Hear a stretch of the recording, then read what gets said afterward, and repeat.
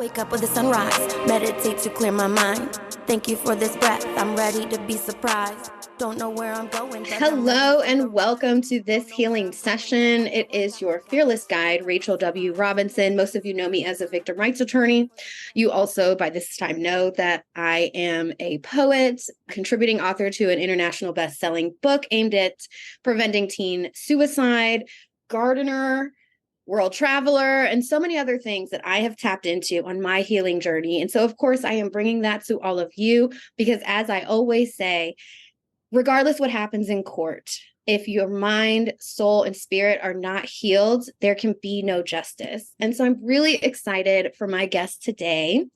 She is a narcissistic abuse specialist who is passionate about helping people access their self-empowerment and take positive steps forward to regain control of their lives. She uses a powerful combination of integrated trauma-informed coaching, ITIC, hypnotherapy, and rapid transformation therapy, RTT, and Brainspotting, which I'm very excited to hear about today.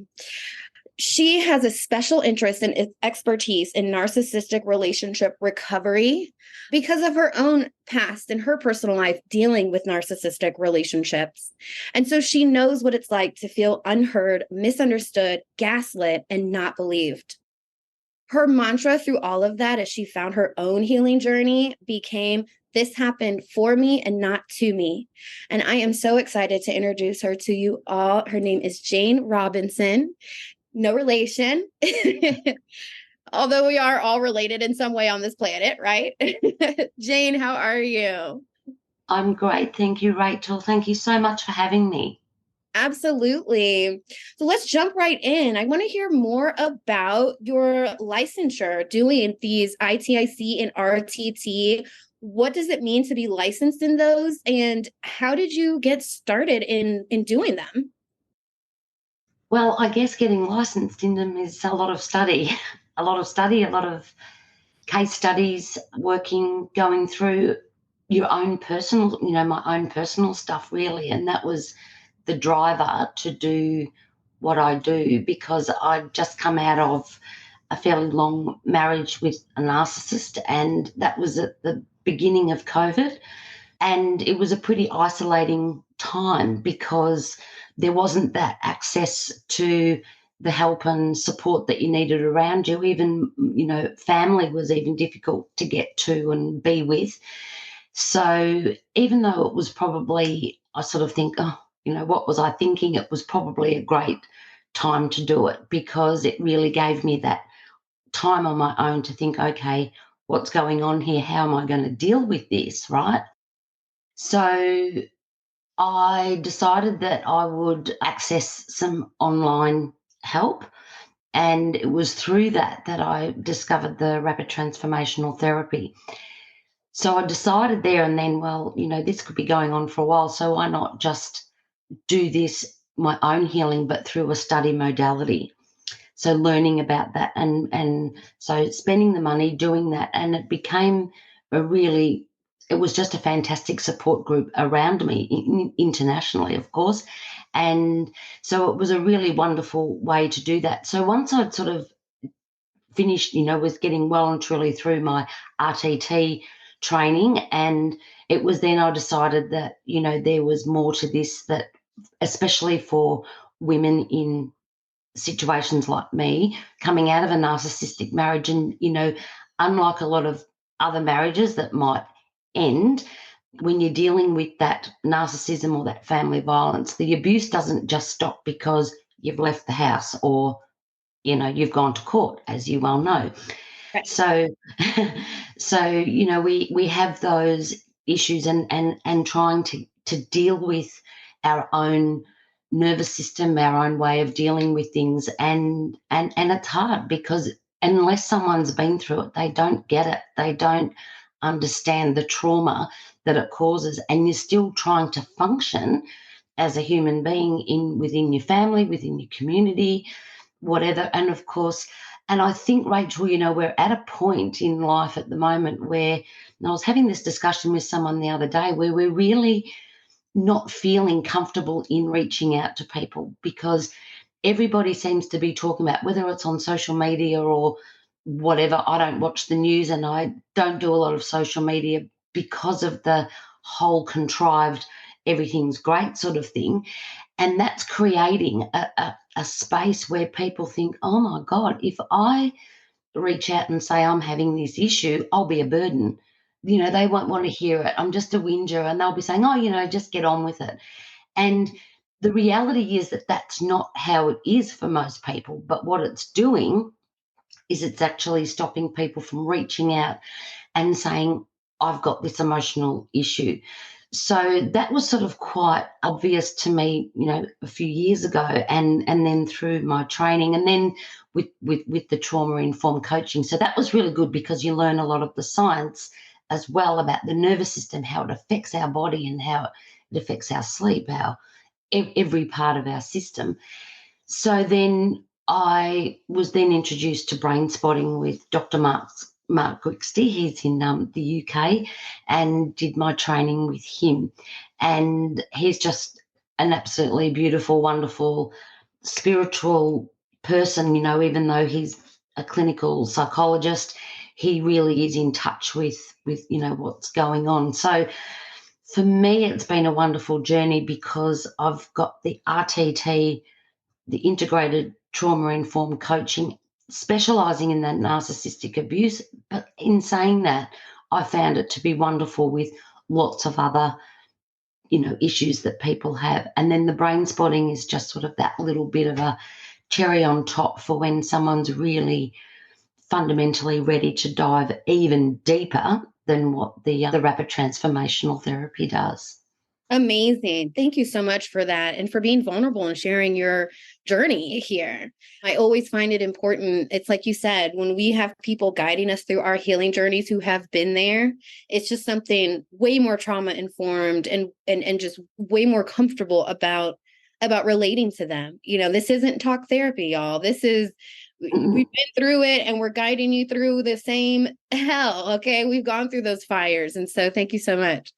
Now I'd like to dive into the details of what they are. So let's start with ITIC. And I don't like abbreviations. So it's integrated trauma-informed coaching coupled with the hypnotherapy and rapid transformational therapy. Yes. How does that tie together and what does that look like?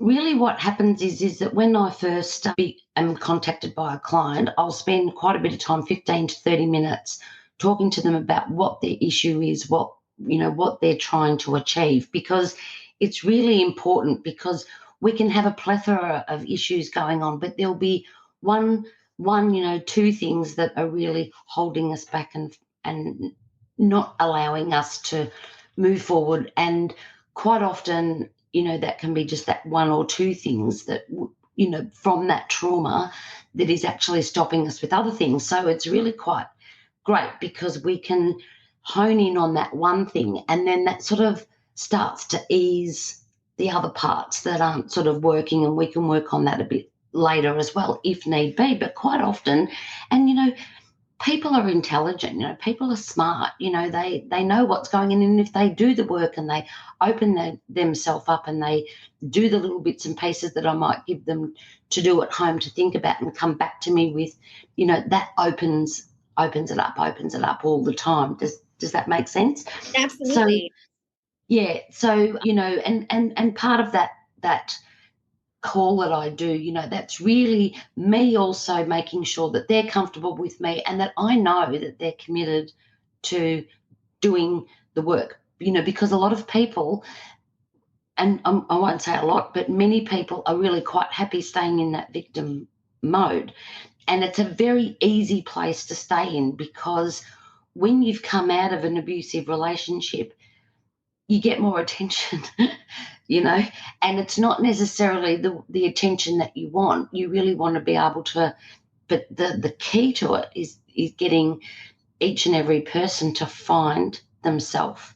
Because when you've been in an abusive relationship, whether it's been, over time, that complex PTSD has actually allowed you to hand over.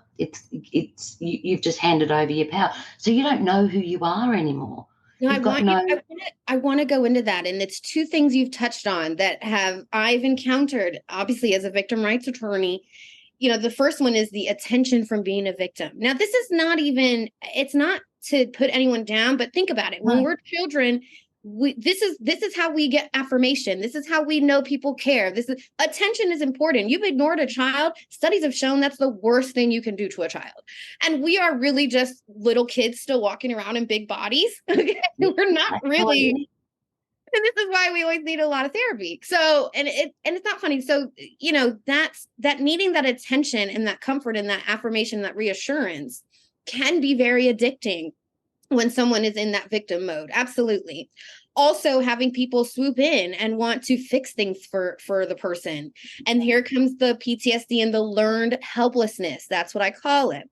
And one of the reasons why I started integrating these healings into my law practice is because when my clients step out of that learned helplessness and stop leaning on me to kind of replace their abuser and take all full control, or they just avoid it altogether because they kind of, react to me that way, and an authority thing, they can step into their power and we can be more collaborative in what I'm doing because they're recognizing their own power and they're not needing to just pass it off on someone else or disappear or have that learned helplessness. And so it makes it a lot easier for me to advocate for them because they're making these executive decisions on what they want me to do. I'm there to do what they want, and when they're able to heal and step into that power. So those are the two dynamics I saw. Like I said, the victim thing where they want someone to kind of come back and do everything and get that type of affirmation and attention. And that fawning, I think, is what it's called when you're, responding to an abuser. You want to shrink down. You want to, oh no, that's not necessary anymore. And so we want to get them out of that. And then, of course, the learned helplessness. You're not helpless anymore. You can do this. And so being seen in that light can be very rewarding, but it's getting them to not be afraid of that light.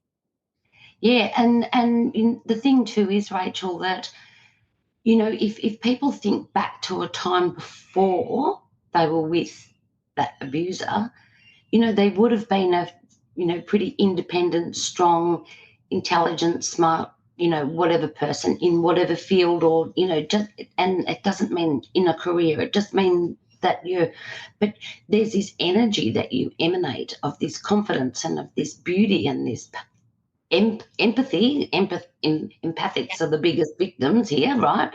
And so as a part of that, but the abuser actually just slowly chips away. And so, I remind people of, who they were before that. And, Wow. You've just lost that person for a little bit. And, let's go back and rebuild that and find that real you that was there beforehand and have that confidence to be able to be that person again. That is beautiful. And it's a remembrance. That is a brilliant way to look at it. And that's absolutely true. And a lot of people, when they look at my practice, they just imagine that I'm helping these forlorn, destitute people. And I'm like, no, these are women who are accomplished. They are brilliant mothers. They are brilliant women.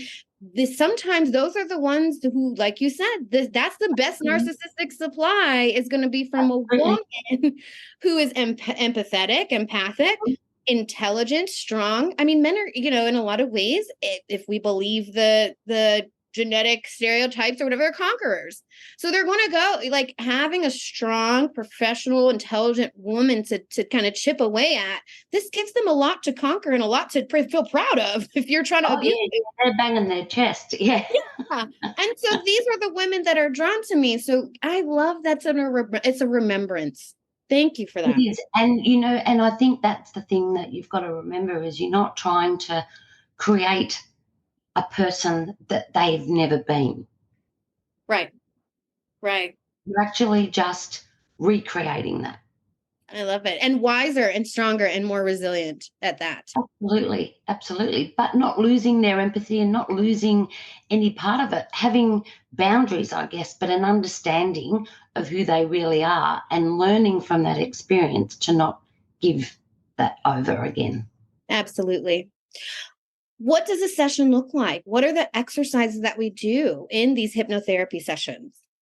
So with RTT, as I say, I'll go through and on a phone call, and then I'll send out an intake form, and that really goes back to childhood relationships, what their problems are. There's a whole list of things that they can choose from. And so then once I sort of find that out, we have another chat prior to the session to find out what's the main thing they want to work with. Because someone might have anxiety, they might have addiction, they might have a sleeping problem, they might have physical pain. So we're really trying to work with, what's the most important thing to you?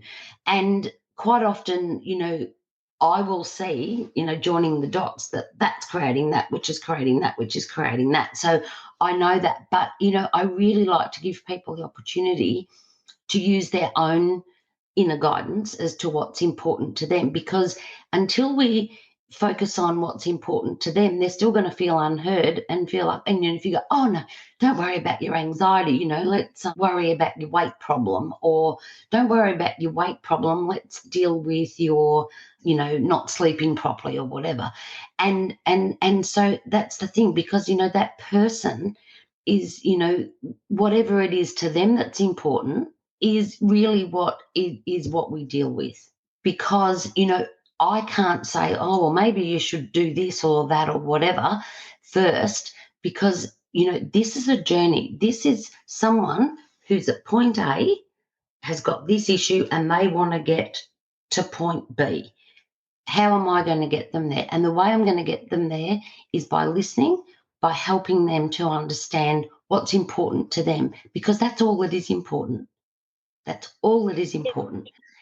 And so with the RTT, so I do that, and with all the sessions, I do this, speak with them, find out what it is that they're looking for, what's the outcome, what's the goal that they really want to achieve. And that could be something massive, it could be something really, really small, but it's big for them. And that's really where it comes in, to have that understanding, that empathy, that what might seem like a small step to someone else is an absolutely major leap for someone else, because it all depends on our personal experience and what we're going through at that particular time. So 2 things that are really resonating with what you're saying is that, first of all, it's about giving them their autonomy back, being victim-centered and doing what it is that they need in that, what they find to be important.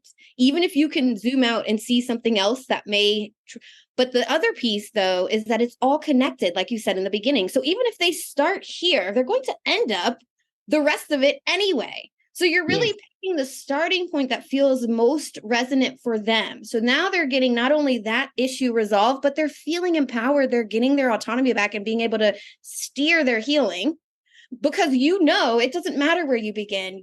First of all, it's an ongoing journey. There's no end, right? But also it's all connected anyway. So it's going to be healing these aspects of the person regardless. And so that's really beautiful. That style of advocacy, it's therapeutic advocacy, I guess. It's kind of what attorneys have to do naturally. We have to let our clients steer the advocacy, but it's nice to take that approach even in a therapeutic setting. So please tell us about the session itself. So we do a hypnosis. Like, do you have us bouncing balls on our head? You know how you're on stage and it's like you rub your belly and tap your head, or I don't know. No, nothing like that. Nothing like the Hollywood or the Las Vegas stage show stuff. Okay. So basically what happens is get them to, I've got a nice little curved chaise that they can sit in, and I do these over Zoom and whatever else, so people can just find their own comfort in their own place. So it's really important that they allow like a good 90 minutes, and I'll say a good 90 minutes because sometimes it will take a little bit longer, because I never cut anything short and delve deeper and really give, that session what it's worth to them. It's not like sitting here, oh no, better hurry up and miss that bit. No, it's not. It's really important that that allowance is there for them to go through whatever they're needing to go through or to bring up. So get them nice and relaxed, make them feel comfortable, and show people through a little exercise that we do of how we're impressionable. Our brain is so impressionable. We're told things as children, as adults, we're told things and we think that it's real. And the whole idea is that we're deepening delving deep into the subconscious brain. So we're bypassing the conscious brain, because the conscious brain is where we make pictures and we decide what, how we're going to deal with this, whereas the subconscious brain is only about feeling. It doesn't know if something's real or not real. And that's why when you go into a really nice state of hypnotherapy, which is very, very similar, it's that theta time that we go into just before we go to sleep. So when we close our eyes and our eyes roll back in our head, we're not quite asleep, but we're in that space where we're just allowing whatever thoughts to happen, but we're still aware of what's going on around us, if we hear a car go by, but it's not disturbing. It's just in that nice little zone. And how we're feeling in that moment is how our body responds. So when we go into a rapid transformational therapy or just a hypnotherapy situation, we're in that place where we're going to be impressed, but we're going to be able to access what's happened in the past. So I'll take people back to scenes, take them back. I'll take them into their hypnosis, into their nice relaxed state. They're always in control and they're always hearing, and we're communicating the whole time. We're talking. So it's not like I'm there going, you are this and you are that or whatever else. We're communicating. So that person does have a level of control, but what happens is that memories will often come up that in their conscious brain, they've suppressed, forgotten, or thought, oh my God, I can't, don't know why that came up. But because the brain knows that we're dealing with a specific issue or a specific feeling or emotion or whatever it is, these memories will come up because subconsciously they're going, oh yeah, I remember that. Yep, I'll have a chat about that one, right? So we're accessing that.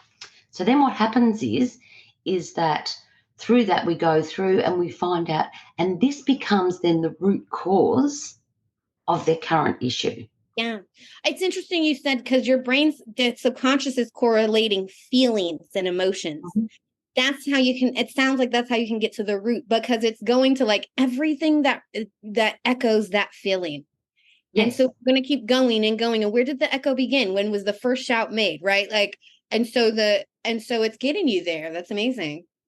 So what happens is that, in that place, this is why we get triggered or why we accept things or accept belief systems, because somewhere in our past, in our childhood, early teens, whatever, usually in childhood, and it doesn't mean that we've had a bad childhood at all.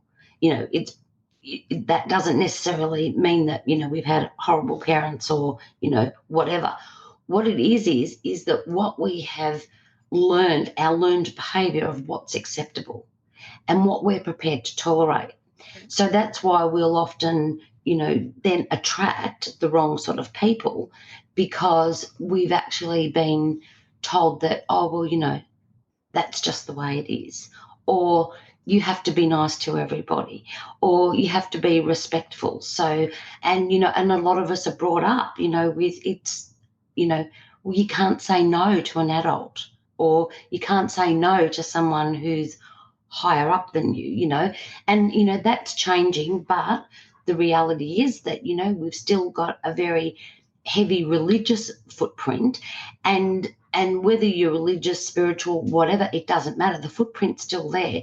So to be able to stand up for yourself and say no, or no, actually that's not right, doesn't necessarily come easy to people.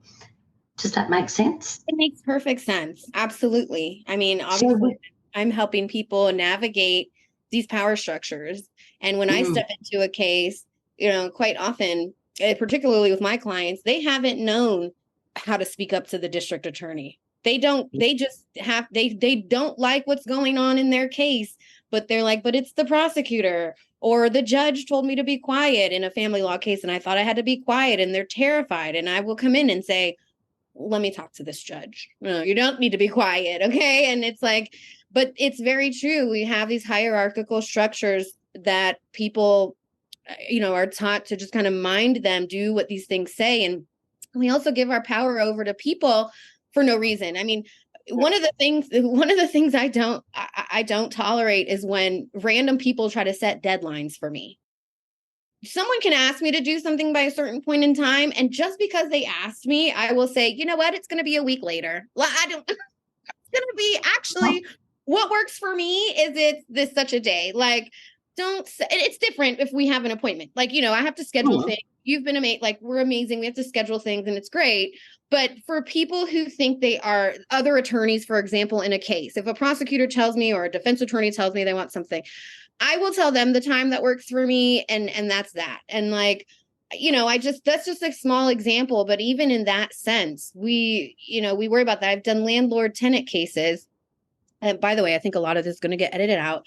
I did landlord tenant cases, and people think because a landlord gives you a notice, you have to be out or your credit is ruined, your life is ruined, the sheriff is showing up. And like, actually, you don't have to leave until a court judge hands down an order for you to get out of the home. That notice is just step one, right? So just an example of how like people feel that everyone has this power over them that people just do not have over you. And yeah. Yeah, it is. It's amazing. And so, we are so impressionable. And so therefore, when we have something that comes up that reminds us, not consciously, but subconsciously, that feeling, then that's the trigger. So there's a fine line, right, between excitement and fear. So when you're young and you're going on your first roller coaster ride, so you're lining up and whatever, and there's this, it's all going through your nervous system, your vagus nerve, your biggest nerve in your body that comes from the base of your brain comes down through your throat, down here through your chest. It splits. It works with the whole thoracic system, your heart, lungs, and all that. Then it splits and goes down into the stomach. So this is your nerve. This is the nerve that controls your nervous system. Okay, I'll keep it simple. So that's why when we can get nervous, we might not be able to talk. Our heart races. Shortness of breath. This is what triggers us into our fight flight, or going further into more stress, into that freeze, what they call the dorsal vagal. So you've got your ventral vagal, you've got which is when you're all nice and calm, you're online, everything's good. You then go into your sympathetic nervous system where you're in fight flight, lots of energy, ready to fight. Am I going to stay? Am I going to go? Am I going to run? Am I going to fight? Lots of energy, lots of anger, lots of whatever going on. Then you go into your dorsal vagal, which is your freeze.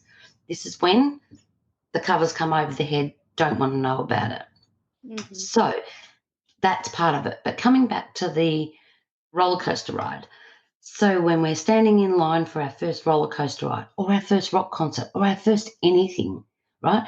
There's that sense of nerves, the stomach, the vagus nerve, it's the butterflies, whatever, the heart's racing. Oh my God, is this going to be a great experience or is this going to be a disaster? Okay, you're not sure, right? Yeah. So that feeling sits in our subconscious. Now, depending on how many times from having that initial physical response of am I excited or am I absolutely crapping myself, right? Then, depending on what the outcome of that is, depends on how many times. If you keep having a good experience with that, but through abuse and through narcissism, abuse cycles, trauma bonding and all those sorts of things, which we can talk about if you wish. But what happens is that our body goes, subconscious brain goes, I remember that. I know that feeling and I don't like it. So I'm going to send you into either great excitement if you love it, but if you don't like it, it's going to send you into total freeze, shut down, whatever else. So then what happens is the more that happens, and the brain's only trying to protect you. doesn't necessarily always do a good job of it, because it actually puts you into a false sense of danger where we're absolutely safe, but we're not feeling safe, right? So it becomes overprotective. So that's what happens is that this feeling that happens. So then what happens is that, it only has to be one little thing that will trigger our nervous system, where people will get worse because then they won't want to go outside. They won't want to communicate with anyone. They don't want to answer the phone. This You know, is it all, this is putting so many light bulbs, because this is where my clients disappear. And it's true. It's before a court hearing, or we have to go to these meetings, or we have to discuss what's going on. And this is why it's this trigger. It sounds like it's triggering the freeze, the trauma. And no matter, and okay, well, and I know this is, but I want to know then, just how can I get them out of it? I mean, this is why I do the healing stuff. But in those moments, is there something I can say or do to bring them out of that? Or do I just send them to you and then you'll Look, I think it depends on how deep it is, I guess. But look, the first thing is it's really about getting them, and that's the whole purpose of what I do, is get them into a safe place where they can actually uncover what is really going on, and giving them then the opportunity subconsciously to change that neural pathway that's got that block, that belief that they're in danger. We're retraining the brain to go, no, I can actually feel this, and let me reassess it in this now moment right, of how safe I am. right, It's not going to take you away that if that whole fight flight thing, goes back to, we're being chased by a lion, well, you're not going to sit there and go, I wonder if it will eat me. No, it's time to go. But, but the point is that if the lion's behind, a glass wall and it can't get to you, well, then you know that you're pretty safe, right? right. So it's really being able to have that awareness of what's safe and when it's time to go and when it's time to stay. But of course, the thing is that in so many situations where for you've got your clients, you're fronting up to court, they're safe with you. They've got that security, they've got that safety, they've got the protection of not just you, but other people around the courtroom or whatever. But you see, they don't see that, because all they see and all they feel is the trauma of being exposed yet again. And this is part of that complex PTSD where there's no rationale at all in what's actually safe. So for you, with your clients, I would get them to do some breathing. And, I know that that's sort of a pretty simple thing, and it can work. Some people get them, but it's about, and I always say it's the 5-2-8 breaths. Okay. In for 5 counts, hold for 2, and breathing out for 8. Okay. So breathing in 1, 2, 3, 4, 5, hold for 2, 1, 2, out for 8. You do that several times, and that will actually just help to calm that nervous system. I mean, yeah, it feels like it's nice. The holding it almost makes me feel like I'm floating a little, and then like the releasing. The release, yeah. So it just allows that, yeah.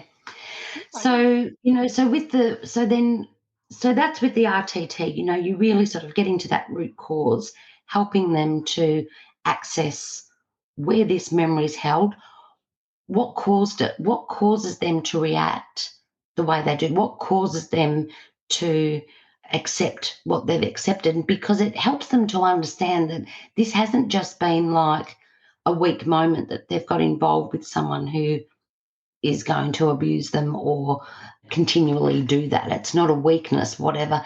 It's something that's been created within their own mindset. Find out why that is, why they've accepted that. And, I can't, there's so many reasons.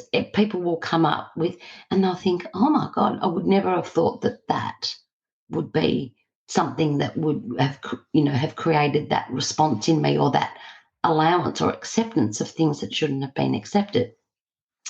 So, it really helps. The RTT really helps. And they get a recording, which they listen to for a minimum of 21 days, at least once a day. I always say to people, listen to it at night, fall asleep with it. If you fall asleep, it doesn't matter, because your subconscious is still taking it in. And that is the transformational part. We've done the root cause. We've got to that. Then it's the recording that they get from me after the session that actually they listen to, and they can listen to it as many times a day as they want. And I often say to people, oh, well, it does take you through a hypnosis stage, but if you're in the car, you're not going to go into the hypnosis, of course. So just fast forward it and just go into those positive transformations. We're opening new neural pathways with new belief systems. The more you tell that over and over and over and over and feel it, your subconscious mind will just take it in, and then that relaxation, that balancing and that toning of the nervous system begins to happen, and we start that healing journey. I like that. Thank you. And so I'm going to paraphrase or kind of summarize what I'm hearing. We go into a hypnotic state, that theta phase right before we fall asleep. We're relaxing. You're guiding us to really tap into a feeling, the first time we had a feeling that is something we've already indicated is something we want to address. And so we journey back to that, we feel it, and and you guide us through releasing it in this hypnotic state. Am I getting that right? Yeah. And look, you're going back to a mental scene, a picture. Okay. So you've got the emotion or the situation that you're dealing with, and you're going back to a mental scene, and because it's in that scene that's where the emotion is. That's where so even though, and I say to people, just think of the first thing that comes to your head. Don't try to rationalize it and think, oh, what's this got to do with it? Because it will. There'll be some connection somewhere, because it's not always necessarily about the scene itself. It's about the feeling that was created, the experience of that time. That is what then becomes the root cause for different responses and but more so reactions, that trauma reaction. Absolutely. So describe brain spotting for us. And then let's do an example. Is there something that we can add to my client's resiliency tool belt today that they can take with them? Yep, sure. So brain spotting, this is where we move into, so I'll show you. Can I show you this? Yes. See it? Yeah. You can see it? Mm-hmm. So what I'm explaining here in this little diagram that I drew is that where talk therapy doesn't work, brain spotting taps straight in, very, very deep into the brain. Okay. So, so this is where in here, this is where the trauma is held in here. And it's very, very difficult to get to that with just talk therapy, because there's too much going on outside here that's going to block that, okay? So with the brain spotting, I use a pointer like so. I use that. And the whole idea with the brain spotting is that where we hold trauma, where we look is where that brain spot is. So at some point when we've experienced a trauma, we've been looking in a certain area, maybe at the time of the incident or the accident or whatever may have caused the trauma, and that's where it's locked in. So what we're doing with the pointer is finding the brain spot where the eyes are actually reacting to looking at that, and knowing that that is somewhere in that line of sight, that is where we're holding that trauma. So the whole idea with the brain spotting is to put people into a beautiful, comforting place. They know that they're going to deal with this. I give them another place that is their safe place to look at, and then they come back to here. Now, they might talk about it, they might say nothing, but the shift that happens is extremely deep. I tend not to use the brain spotting on the first appointment because I want to make sure that, they're really ready at a nervous system level and emotional, physical level to be able to deal with the shift that can take place with brain spotting. It's very, very powerful and it's long lasting. And, someone might have to have 2 or 3 sessions with the brain spot, but it's amazing. But the effects of the session will be felt for the next minimum 3 days up to 5 days. So it's a very big shift. So you're really, really getting deep into where that trauma is being held, how the body is responding to that. And then once you can sort of get into that, past that conscious brain that's blocking it and going, no, I don't want to go there.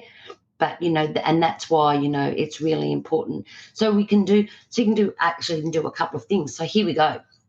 So imagine that you've got I'm just going to put that.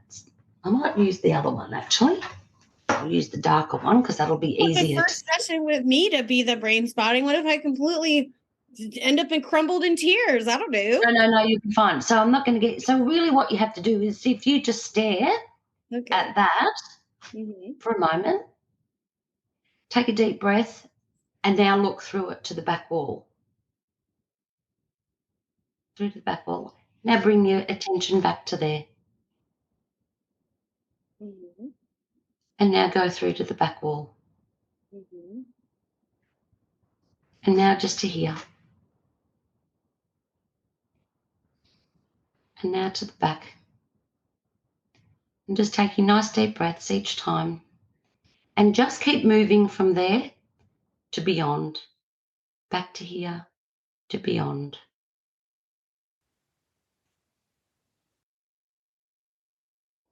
Now what that does, while you're doing that, so I'll just take this away. Is that okay? Yeah? Okay. So while you're doing that, you can't think of anything stressful. True. Right? Yeah. So what it's doing is it's making your brain focus, just like breathing, here, there, here, there. And so it's going, oh, okay, that's there. So while you're doing that, your brain can't have a negative thought while you're concentrating on something else. So that becomes your positive. That's not what I actually do in the session, but that's just a great way in a moment where there's a bit of anxiety. You could do this, Rachel, with a pen in court, right? A texter, a ruler, anything, just hold up a marker and go, breathe, look at this green point, just breathe and look at that, focus on that, focus. Right. Then look behind, look beyond it, look at something else, or you could, have look at my phone. Right. Look at this. Now look at this. Yes. Yes. Now look at this. And you see, and you can't think of anything else. Does that make sense? Yeah. So it just helps to get out of the head, what's going on. And then with the 5-2-8 breathing, that can help as well. Okay. I can't wait to help. I have a trial coming up with one of my clients and really devastating case. And so I'm going to be having to hold space for my client and I'm excited I know I'm going to have to, she's going to be testifying. And so I got to get her ready. And so, this is going to be really helpful. Thank you. Yeah, you're welcome. And, it's really important because, and as I say, if it's just used just in the moment, help her through that moment, if, she needs other stuff that's a lot deeper, then, that's fine. But, these little tools can just help to keep that person in that moment, knowing that she's safe and, and you do that with her prior to it. And, so that, she knows what the process is, Okay. right? And then if you can feel her doing that, just say, let's do this. And you could probably do that sitting in the courtroom and nobody would know what you're doing. Yeah, exactly. Just sitting Exactly. there, you might be listening to the judge and you're saying to her, find a spot over there or something else to look at. And you're just holding that pen there Mhm. and get her to do that. And if she practices that beforehand, she can do that at any time, because then what can happen is that she can actually find another spot in the court where you mightn't have to hold it. She'll Yeah. just have a gaze spot, that spot where she feels safe, that she can focus on it, focus on that, Oh, calm the system down. thank you. Yes. It's calming my system down to know that I have something to calm my client's systems down. Yeah, Okay. absolutely, and you can use it yourself. Yeah. It's a great. I will tell you, vicarious trauma is a real thing. As you know, I was a district attorney for many years before becoming a victim rights attorney. And I go through it with the victims. I go through it with my cases. Good. I'm right there. And so it's been quite a skill to learn how to take a more surgical approach, or, the doctor approach of sort of separating myself.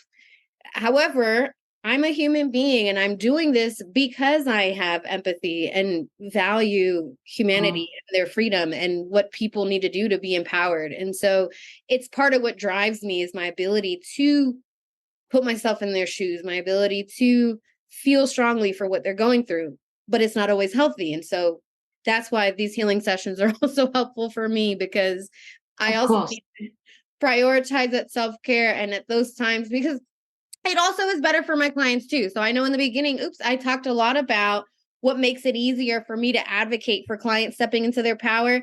It actually makes me more reliable as an attorney when I can step out of my emotions and I can be the leader that they need in those moments and be that rational mind. And so I think it's just finding that balance and dealing with the trauma all around in a way that's supportive for me and my clients. Yes, absolutely. And the thing is that that's the reason that you will get the results with your clients, in as much as their trust and all that, because you do have that empathy and you do have that understanding that you're not just, it's not just another number, another client, another dollar, another case or whatever. And that's what's really important. And that was probably one of the things that I was missing when, I was going through my mediation, was that, they had no idea. They had no idea The what he was attorney, like. the Yeah, attorneys yeah, in your yeah, divorce. yeah, Yeah. and yeah, they had no idea. And of course, you make bad decisions under stress. You accept things that you come out of it, and you think, What was I thinking?" Well, I wasn't thinking. That's the bottom line. But you're under so much pressure and under so much stress. And the thing is that you're still in a place where you're trusting somebody Mm. that maybe isn't really doing the best thing for you. You think they are, but they're not necessarily, right? So that relationship that you create with your client, and because of the way you are, because of that empathy and because of that, you have got that ability to well, first of all, you need to look after yourself, because you can't look after them if you're not balanced and right. So if you can use these tools for yourself to give yourself that balance, so that when you're there helping them, you know, because your energy, because you go, "Oh, I do this and it makes me feel so good," they go, "I'll do it." And Mm. it'll work. It'll calm down. And you're both there. I'll show you this. Okay. This is my little handy brain. So if you imagine that this is the brain, right? And this is where all the information comes in here. This is the your neocortex, and at the back here, this is where your neck, coming down to your spine. Okay. In here is where the hippocampus is. This is where inside we take, Yeah. yeah, we Yeah. take in our information and we process it and we decide where it's going to go. Hmm. Now, if we don't process trauma, it will then sit deep Hmm. in here in the limbic system, and that's where it sits. This is what I was saying, where the trauma is, stored deep within the brain. So if we can, through talk therapy, it'll sit here and it might go in a little bit deeper, but it's not going to do that because it can't. Whereas when we go straight in with the subconscious, this opens up, this releases, and we get straight in here to where that trauma is being held. And so, and what I was going to show is that, you know, when we're triggered, when we're stressed, it's what we call offline. We're exposing all of our trauma, all of our insecurities. We're not dealing with what's going on. So, you know, your client needs to be there, taking in the now moment and being able to process what's going on. But you also need to be like that as well. You know, and that's the beauty of understanding that the brain is really just there to protect us, and it will do whatever it can to make us not feel the trauma and whatever. So if it shuts us down, that's what it needs to do. But with these little tools that you've now got to use, it's not going to be the cure, but it might just get them through that day to make them feel and be able to come out and go, oh, okay, I actually handled that better than what I thought I would. Yeah. And then that experience becomes all of a sudden a good one. Right. So then the next time they have to go to court, they go, okay, last time I did really well. Because the reason that they're shutting down and not dealing with it is because when they first went in and got ripped apart and whatever, that's the last place they want to go because they think it's going to happen again. Right. Well, that's because they didn't show up with me. Then they go That's exactly right. Yes, yes. They go, So, I jump in the case, I'm there with them. I have the tools that Jayne gave me, and we're gonna get through this. yeah. And, Yeah. you know, and if you do that with them before you go, like, you know, even if you're doing a video call and Yeah. whatever, you know, get them to do it with you and ask them, how does that feel when you do that? Okay. Ask them, how does that feel? Do they feel more relaxed? Do they feel more connected? And get them to become aware that while they're doing that, really doing that and really focusing on that, just say to them, what else are you thinking about when you do that? And they'll go, oh, well, nothing, because I'm focusing on focusing. Great, because that's what we want you to do. Because when you're just focusing on the now moment, then that's when you can calm your nerves and be present with what's happening and not reeling back into what's being held in your subconscious. Oh my God, this is going to be terrible. Oh my God, this is going to happen. That's going to happen. And I feel X, Y, Z. Right. Oh, this is so beautiful. Thank you so much, Jayne. Is there anything else that we can do today? I thought I might do a nice little positive hypnotherapy session. And, you know, when I say that, this is really just taking you into a nice hypnotic state and giving you a transformation. Okay, so Rachel, I just want you to just take a nice deep breath and breathing out. That's lovely. Okay, so if you were to keep your eyes open, but put your eyeballs up as high as you possibly can. That's it, without moving your head. And I want you to just imagine that you're looking into your own eyebrows. Feel that strain, feel that, see you wanting to blink. So when you're doing that, that's hypnosis coming upon you. And that's what happens when we go to sleep at night. When we close our eyes and go to sleep, our eyes roll backwards and we're going into that theta, that relaxed state. Okay? So I just want you to just make yourself comfortable and just keeping your head nice and straight. And once again, just looking up as high as you possibly can into your own eyebrows. And just fix your eyes on that real or imagined spot overhead for just a few seconds, keeping those eyeballs all the way up. And just breathe in and breathe out. Now your eyelids are becoming heavy. They're becoming droopy and drowsy, but keeping your eyeballs rolled up. Again, just breathe in and breathe out. Each time you blink, that's hypnosis coming upon you. One more time. breathing in and out. And as you exhale, just close your eyelids down all the way down. Beautiful. Now that fluttering sensation is that first sign that you're responding beautifully and just perfectly. Your eyes now are sealed shut, closed tight, and just forget all about your eyes, Rachel. Just forget all about your eyes as a drifting, floating feeling develops in your body. You don't need to do anything. Now, I want you to simply imagine that you're looking down 10 steps. You can drop your chin just a fraction if you wish, so you get that same looking down sensation that you might get as you look down a flight of stairs or over a balcony. But right now, you're looking down 10 steps, and as I count, you will move onto each step. You will see and feel and hear your feet taking each and every step. You're now moving on to step 10, as each muscle, every nerve turns loose, lets loose, and you just go deeper. You're taking step 9 and 8, and you can see your feet, hear your feet, and feel your feet treading each and every step. As you move down, drift down, travel down to an even deeper level, you take step 7.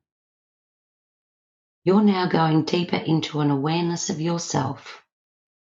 You are taking step 6 and 5, drifting way down deep. You're taking step 4. Each muscle, every nerve turns loose, lets loose, and you just go deeper. You're taking step 3. Every sound, every noise, every movement around you is just carrying you deeper into hypnosis. Taking step 2, as you gently, calmly move on over to an even deeper level, you are taking step 1. Just relax deeply.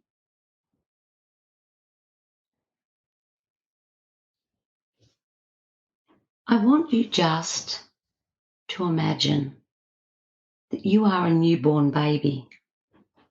That newborn baby, remembering that newborn baby that came into this world expecting to be loved, expecting love to be available. And it is available. Every day you look in the mirror, you give yourself that statement of truth that I am enough. You can say it every morning.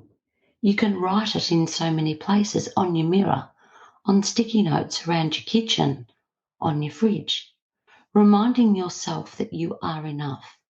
You always have been, and you always will be.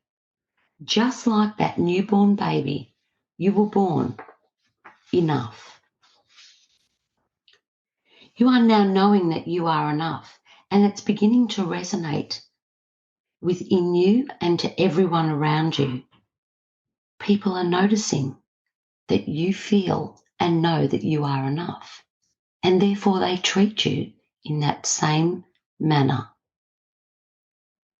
You certainly always will be enough, and you help so many people around you to know that they too are enough. I am enough is the root of so many issues, and saying I am enough is a panacea. This is no issue for you, and there's no issue now that can't be dramatically improved or fixed by just telling yourself that you are enough. It has strength, and it has that strength in its simplicity because your mind accepts it. It absolutely lets it in, you let it in, and you repeat it to yourself. You repeat it constantly and consistently. And with this, you feel amazing because you understand nothing else matters until you know that you are enough. And with you knowing that you are enough, that knowing, it's an absolute knowing. And it helps you in every single way to destroy any destructive behaviors and especially negative thoughts. And because you now know you are enough, that makes you more determined to be the person that you were destined to be, to express your talent and have that success that you've always wanted in whatever success means to you personally. You live an uncompromised life because you know that you are enough. You tell your mind over and over again that you are enough. And you know that your mind simply cannot, will not, and will never object to this statement of truth that I am enough. You feel it, you say it. It is becoming who you are. It isn't just what you do, it is who you are. You are enough, and you know that you are enough. So just allow yourself to go deeper and even deeper still. And as you go deeper, you know that you are enough. You know it, you believe it, you think it, and everyone around you knows too that you are enough. Every day you are replacing any negative belief with new positive, constructive ones. You are enough. You always have been. You always will be. You know it. You feel it. You emanate it. And every day your inner mind motivates you, conditions you, programs you, compels you to know that you are enough. Every day you feel that incredible power emanating from your knowledge, your awareness, your certainty that you are enough. Every day you think these thoughts, you hear these words, you see these images, you completely accept these suggestions and you let them in. You are responding superbly with these direct mental commands. And as you hear these words, I am enough, your inner mind pictures exactly what that means for you. And then it goes ahead and creates that. For your body must react in a way that is absolutely consistent with and matches your thinking. As you say out loud those words, I am enough, and as you think it, accept it, and believe those words, you act in a way that is absolutely consistent with that. And you do it all the time, and you do it time and time again, saying, I am enough. This becomes not even what you do, it becomes who you are. It is integral, fundamental, effortless, and a permanent, powerful part of who you are. My voice goes with you each and every day, reminding you that you are enough. So now knowing it, feeling it, believing it, when you are ready to accept that, to let it in, to make yourself a living, breathing, walking, talking expression of this statement of truth that you are enough. You can slowly, calmly, easily, effortlessly return to your full awareness and just open your eyes, fill your lungs with air, and take a long, deep breath.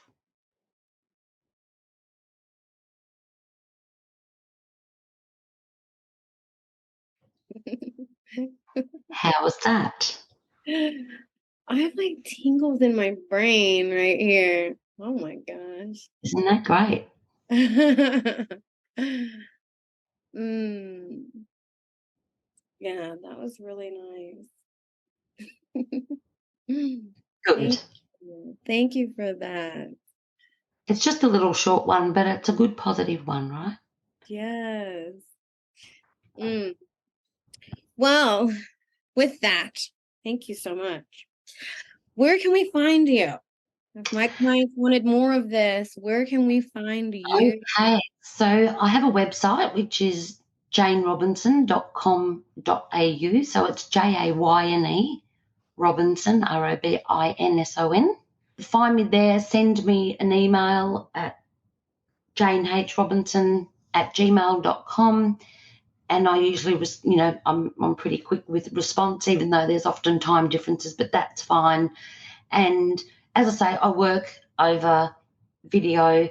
People get their recordings. We meet, we greet, we find out what it is, we work, and it's always very personal. So I will mention the client's name all the time because it's, you're talking to them.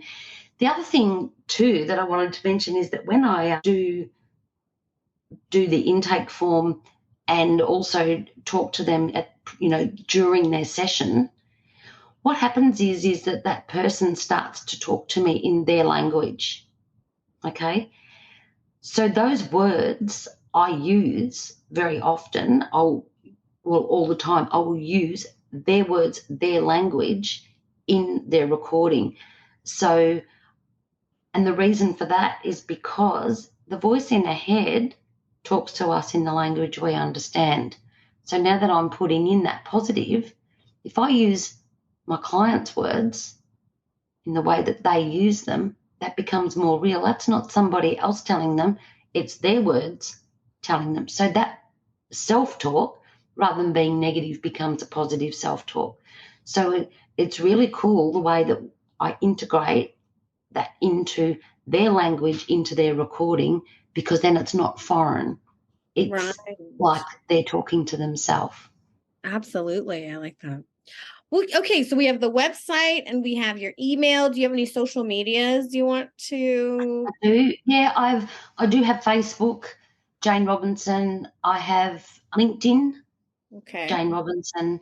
They're the main two that I use. I don't use them a lot. I'm on there looking at other people and encouraging other people. I don't post a lot because that's just my personal thing, and I probably should. But I'm sort of one of those people. I'm pretty sort of organic, and I just sort of feel that the people that are meant to come to me will come, and whilst advertising and that sort of stuff is probably a good thing at some, and I may go into it a little bit more later, but I'm really just enjoying the people that are being referred to me. Most of my clients are coming to me from word of mouth referrals, and that's a pretty nice way to do it because because it's far more authentic from my point of view, but it's also more authentic for my clients. So, it's amazing. You only have, you have one or two or three clients, and then they tell someone, and then that person tells someone, and then, it gets around. And so that's a really nice way for it to happen because that makes me know that I'm doing something right. It's not about me having the best Facebook ad, right? Right. Well, I'll put the email and the website and let people Yeah, reach out that way so they can be yeah, sure to reach you. yes. Awesome. Well, thank you so much, Jayne. Is there anything else Yeah. that you want to leave us with as we continue on all our healing journeys? Look, I think probably the biggest message is it is a journey. It's not a destination. And one of the things I say to people is don't be fooled that you can have 10 sessions or 12 months of coaching or whatever and nothing's ever going to be a challenge. That's not the case. What I do is I give you the tools, the fundamental strategies that you can use, and you'll still get your challenges and you'll still have your days. I do. I still have my days or my moments. So, it's not a cure. It is actually just a strategy and a way to get through certain things, and to have these strategies and to have these tools and to have the understanding of how our brain works, how our body works and all that, we become more in touch with ourselves. And therefore, when those challenges come up, then we've got a better way of being able to deal with them. We've got ways of being able to deal with it and not go into that, hot mess that we were before. But, nothing is ever going, there's no such thing as, well, I don't believe so. Yes, there's no such thing as the cure, so to speak. It's about us learning to deal with those challenges that come up. And now we've got the tools. Now we've got the ability to do that. So, I don't make promises of making someone into something they're not, as we talked about in the start. You're just remembering, reinventing that person that was already there. And the more we tap into that, then the better and the quicker we come back to who we really are. I love that. Thank you so much, Jayne. That's my pleasure. Thanks, Rachel. Journey through the valley of the shadow while I stand tall in the light with me. There is no sense to battle because I come in peace. I came to set myself free. And if you open your eyes, you will see my divinity.